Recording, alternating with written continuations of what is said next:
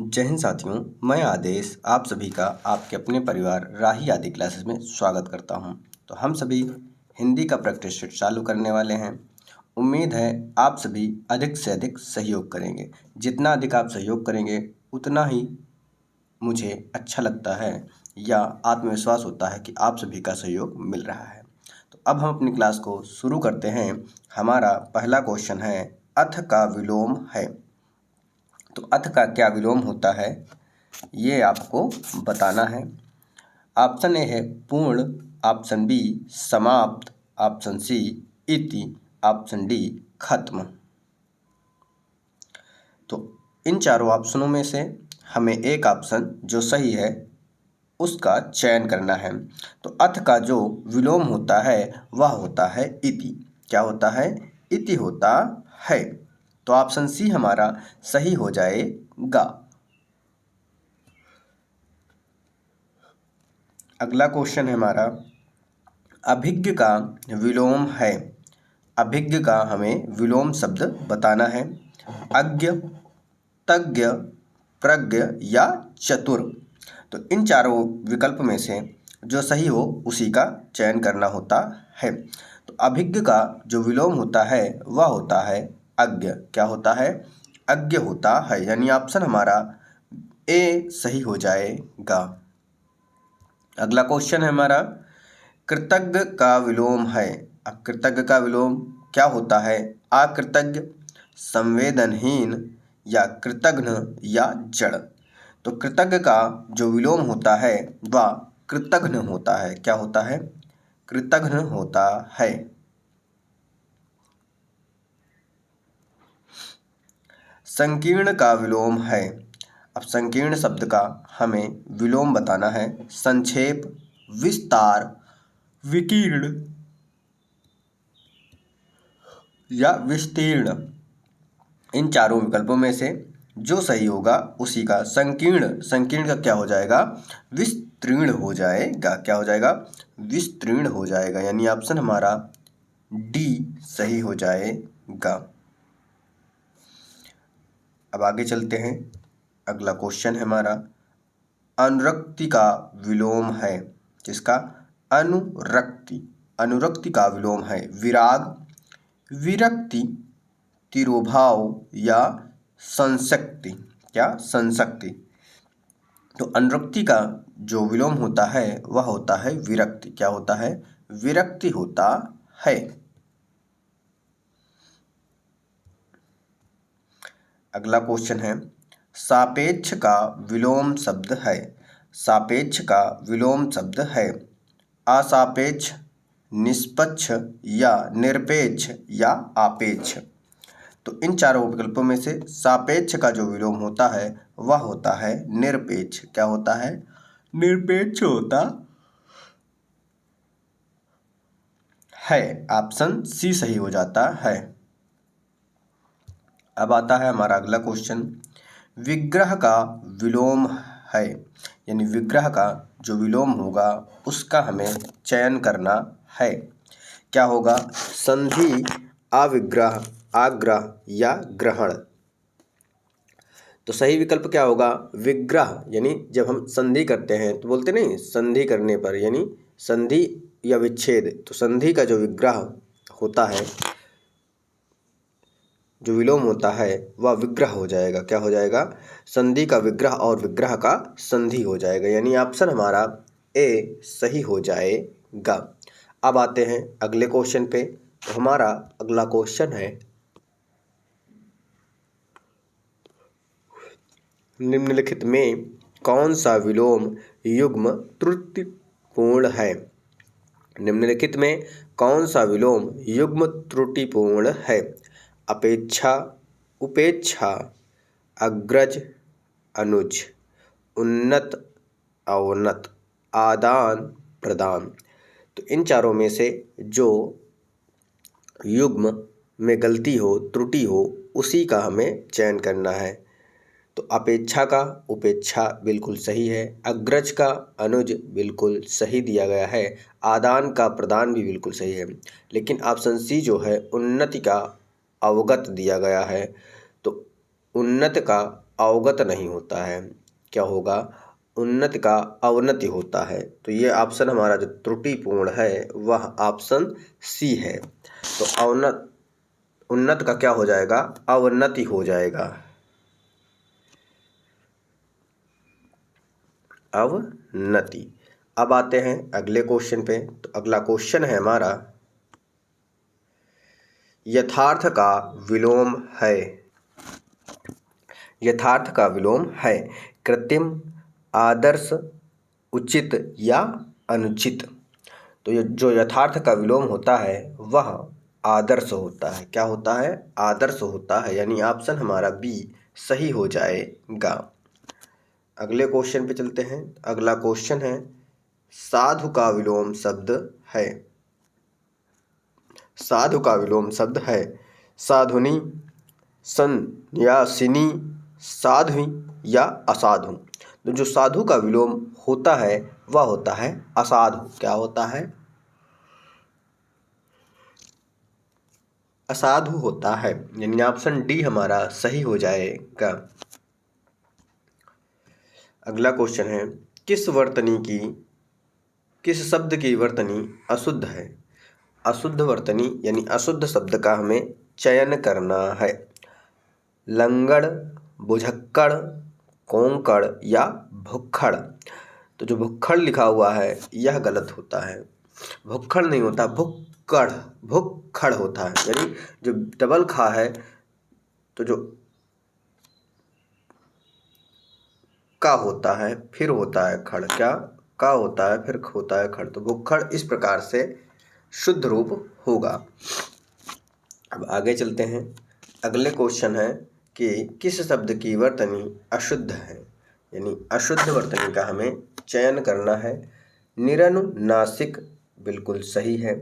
छिद्रान्वेषी, फिर गत्यर्थ, या फिर अगला ऑप्शन है अंतश्चेतना।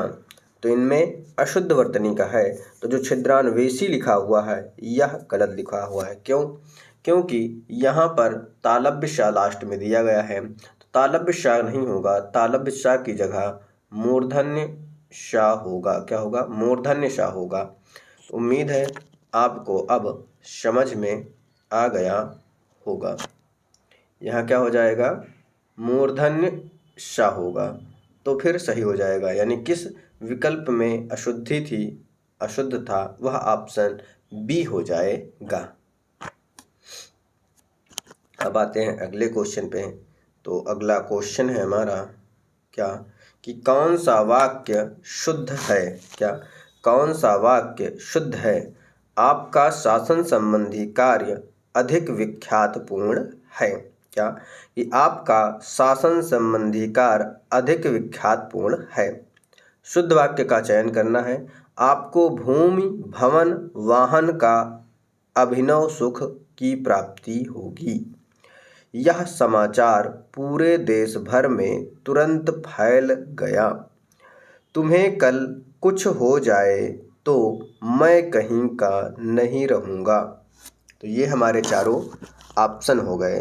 अब हमें चयन क्या करना है कि शुद्ध वाक्य, आपका शासन संबंधी कार्य अधिक विख्यात है।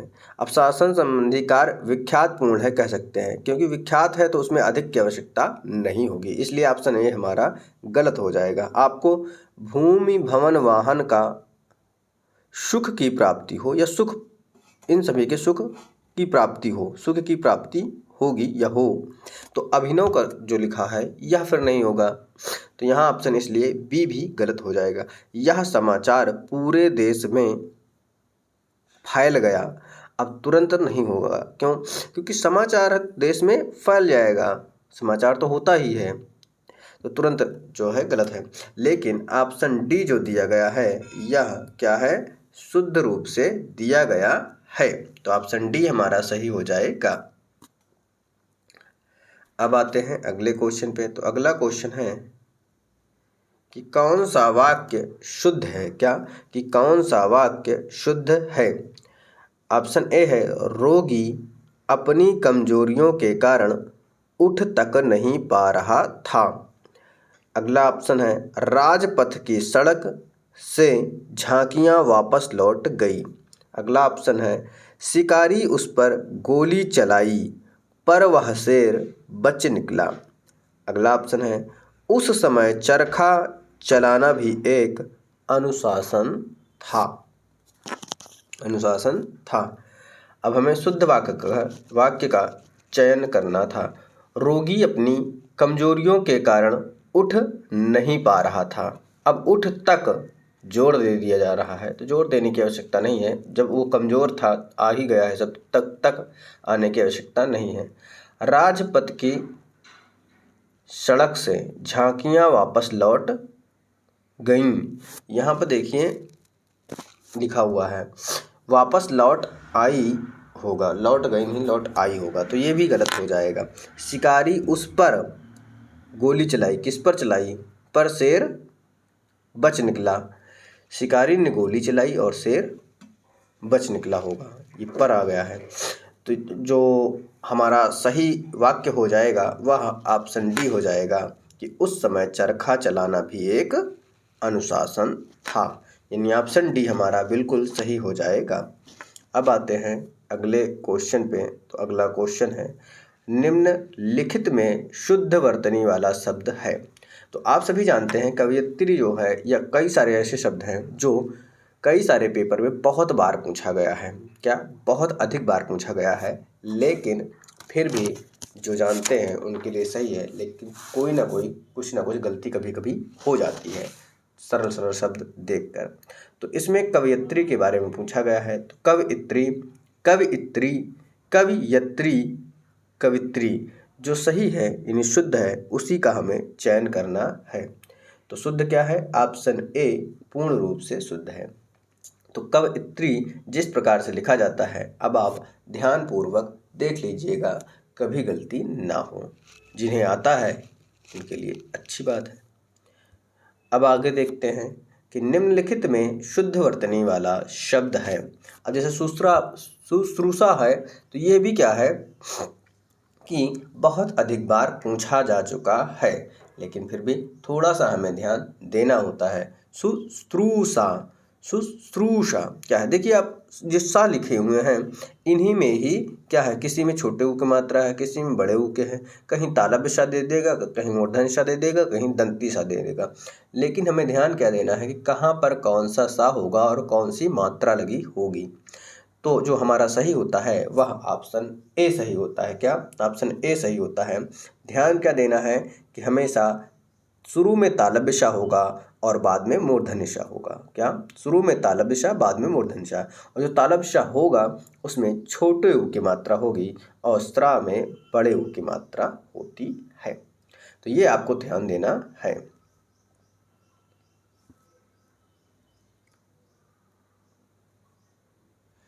अगला क्वेश्चन है कि शुद्ध वर्तनी निम्नलिखित में अशुद्ध वर्तनी वाला शब्द। क्या? अशुद्ध वर्तनी वाले शब्द को हमें चयन करना है।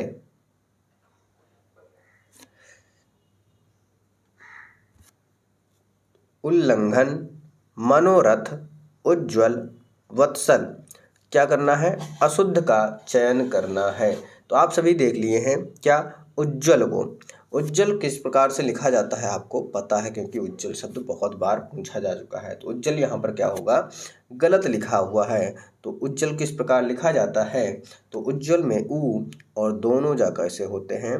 अधूरे होते हैं, उसके बाद वल लिखा जाता है। तो अब आपको पता चल गया होगा। अब आगे देखते हैं। शुद्ध शब्द रूप है, हमें शुद्ध शब्द रूप का चयन करना है।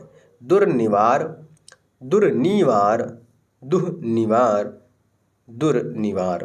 देखिए यहाँ पर क्या है, लगभग लगभग समान है, लेकिन शुद्ध शब्द का हमें चयन करना है। तो दुर्निवार होता है, क्या होता है? दुर्निवार होता है। यानी ऑप्शन डी हमारा पूर्ण रूप से सही हो जाएगा।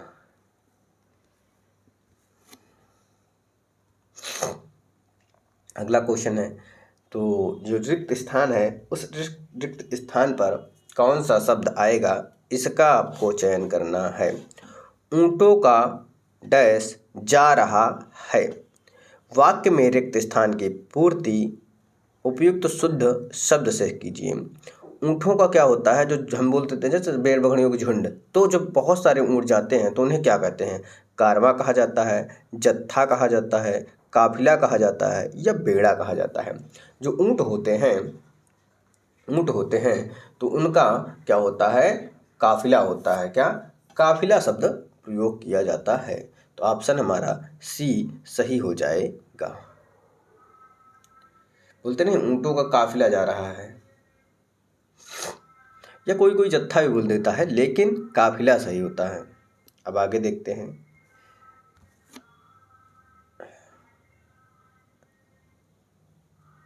अगला क्वेश्चन है हमारा, खाद्य सामग्री जो यात्रा के समय खाद्य सामग्री जो यात्रा के समय रास्ते में उपभोग के लिए दी जाती है, यानी जो रास्ते में दी जाए, यानी जब हम यात्रा करें लंबी यात्रा, तो वहाँ पर क्या होता है, कभी कभी जब लंबी यात्रा होगी तो कोई स्थान पर हम बैठेंगे, विश्राम करेंगे, तो वहाँ पर जो हमें खाने के लिए दिया जाता है उसे हम क्या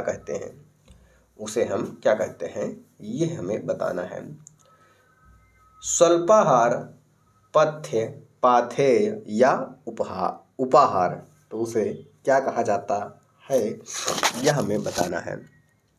तो उसे पाथेय कहा जाता है। क्या कहा जाता है? उसे पाथेय कहा जाता है। अगला क्वेश्चन है, आधी रात का समय, जो आधी रात का समय होता है उसे क्या कहते हैं? शर्वरी कहते हैं, विभावरी कहते हैं, निशा कहते हैं या निशीथ कहते हैं। तो आप सभी जानते हैं जो आधी रात होती है उसे निशीथ कहा जाता है। क्या कहते हैं? निशीथ कहते हैं। ऑप्शन डी हमारा सही हो जाएगा। अगला क्वेश्चन है, जिसके पास कुछ न हो उसके लिए उपयुक्त शब्द है। जिसके पास कुछ न हो उसके लिए उपयुक्त शब्द है। अभावग्रस्त, अकिंचन, दीनहीन, महादीन, तो उसे क्या कहा जाता है? जिसके पास कुछ ना हो उसे अकिंचन कहते हैं। क्या कहते हैं? अकिंचन कहा जाता है। अगला क्वेश्चन है, जिसे बुलाया ना गया हो, क्या? जिसे बुलाया ना गया हो वाक्य के लिए प्रयुक्त होने वाला शब्द। अतिथि, अभ्यागत, अनाहूत या रिश्तेदार। अतिथि उसे कहते हैं जो बिन बुलाए आ जाता है। अभ्यागत जो आने वाला हो। जिसे बुलाया ना गया हो उसे अनाहूत कहते हैं। क्या? अनाहूत कहते हैं। यानी ऑप्शन सी हमारा सही हो जाएगा। अगला क्वेश्चन है, मोक्ष की इच्छा रखने वाला, क्या?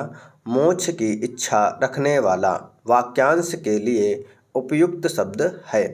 योगी, मुक्तिकामी, मुमुक्षु, तपस्वी। तो क्या कहते हैं? मोक्ष की इच्छा रखने वाले को मुमुक्षु कहते हैं। ऑप्शन सी सही हो जाएगा। अगला क्वेश्चन है, रंगमंच के पर्दे के पीछे का स्थान कहा जाता है। क्या? रंगमंच के पर्दे के पीछे का स्थान कहा जाता है। पृष्ठभूमि, नेपथ्य, मंच पृष्ठ या गुह्यमंच। तो जो रंगमंच के पर्दे के पीछे जो स्थान होता है, जहाँ पर लोग क्या होता है कि वो लोग कपड़े उपड़े पहनते हैं, सजते हैं, उसे क्या कहते हैं? नेपथ्य कहा जाता है। उसे नेपथ्य कहा जाता है। सजने संवरने के बाद ही वो मंच पे आते हैं सामने अपना दिखाने के लिए, जो भी उनका नाटक कार्यक्रम होता है। अब आगे देखते हैं। अगला क्वेश्चन है, हवन में जलाने वाली लकड़ी के लिए शुद्ध शब्द। जो हवन होता है, पूजा पाठ होता है, तो वहाँ हवन कराया जाता है, उसमें जो लकड़ी होती है उसको जलाने के लिए जो शुद्ध शब्द होता है उसको क्या कहते हैं? हवन सामग्री, वन काष्ठ या शुष्क काष्ठ या समिधा। तो आप सभी को क्या है, पता है कि क्या कहा जाता है, समिधा कहा जाता है उस लकड़ी को। क्या कहते हैं? उस लकड़ी को समिधा कहा जाता है। ऑप्शन डी हमारा सही हो जाएगा। हवन सामग्री में मतलब पूर्ण रूप से जो जो लगता है पूरे उसे कहते हैं हवन सामग्री, लेकिन उसकी लकड़ी के बारे में सिर्फ पूछा गया है, तो इसलिए समिधा हो जाएगा। क्या हो जाएगा? समिधा हो जाएगा। अब आते हैं अगले क्वेश्चन पे। तो हमारा अगला क्वेश्चन है कि दिशाएं ही जिनका वस्त्र हैं उन्हें कहा जाता है। कि दिशाएं ही जिनका वस्त्र है उन्हें कहा जाता है। विशंबर, दिक्पाल, दिगंबर या पैगंबर। तो जिनका दिशाएं ही वस्त्र हों उन्हें दिगंबर कहते हैं। क्या कहते हैं? उन्हें दिगंबर कहा जाता है।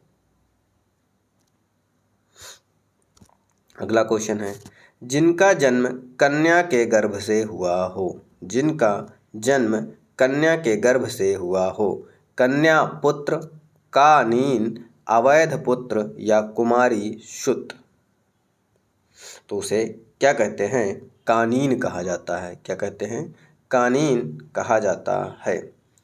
अब रहा आज का आपका लास्ट क्वेश्चन। लास्ट क्वेश्चन क्या है? पेट की आग। क्या? पेट की आग, या फिर आपसे पूछेगा पेट में लगने वाली आग, तो उसे क्या कहते हैं? दावाग्नि, बड़वाग्नि, मंदाग्नि या जठराग्नि। जो पेट में लगती है आग उसे क्या कहते हैं? जठराग्नि कहा जाता है। यानी ऑप्शन सी हमारा सही हो जाएगा।